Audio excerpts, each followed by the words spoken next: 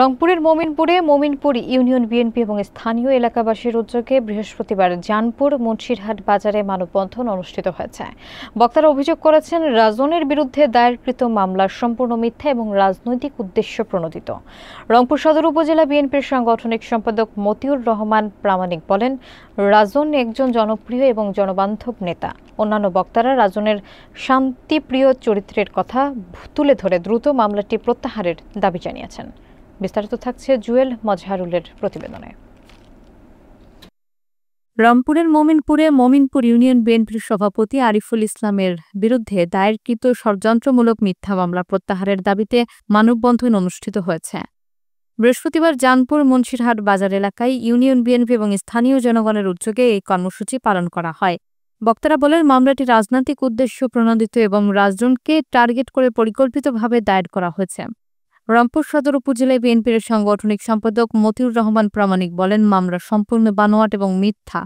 রাজন একজন জনপ্রিয় ও জনবান্ধব নেতা। স্থানীয় বাসিন্দা সুজন মিয়া এবং বিএনপি কর্মী সুমন চৌধুরী বলেন, রাজন শান্তপ্রিয় মানুষ, তার বিরুদ্ধে অভিযোগ বিশ্বাসযোগ্য নয়। ইউনিয়ন বিএনপির যুগ্ম সাধারণ সম্পাদক হারুনার রশিদ মন্তব্য করেন, মিথ্যা মামলায় দলকে দমানো যাবে না এবং অপরাধীরা তাদের শাস্তি পাবে। সাংগঠনিক সম্পাদক মোস্তফা কামাল বলেন, মামলাটি দ্রুত প্রত্যাহার না হলে বৃহত্তর আন্দোলনের মাধ্যমে শান্তিপূর্ণ প্রতিবাদ চালানো হবে। মানববন্ধনে অংশগ্রহণকারীরা রাজনের প্রতি সমর্থন প্রকাশ করেন এবং স্থানীয় জনগণকেও সচেতন থাকার আহ্বান জানানো হয়। আমি মন্টু ইউনিয়ন বিএনপি সাংগঠনিক সম্পাদক। রাজনের নামে যে মিথ্যা মামলাটা হয়েছে, আমি এটা তীব্র নিন্দা চাচ্ছি এবং এখান থেকে আমি মুক্তি চাচ্ছি এবং যে কোনো জনসাধারণ এবং সাধারণ মানুষের নামে অন্যায়মূলক যেন কোনো রকম মামলা না হয় সে ব্যাপারে আমি জোর দাবি জানাচ্ছি।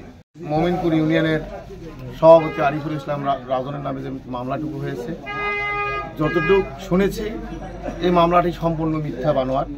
আমি নির্বাচনের মাধ্যমেই সভাপতি নির্বাচিত হয়েছি। তো মূল ঘটনায় আসি, গত 24 তারিখের মমিনপুর ইউনিয়নের সভাপতি আরিফুল ইসলামের যে মিথ্যা মামলা হয়েছে, আমাদের তীব্র নিন্দা জানাই এবং দ্রুত মামলা থেকে খালাস পাওয়ার জন্য আমরা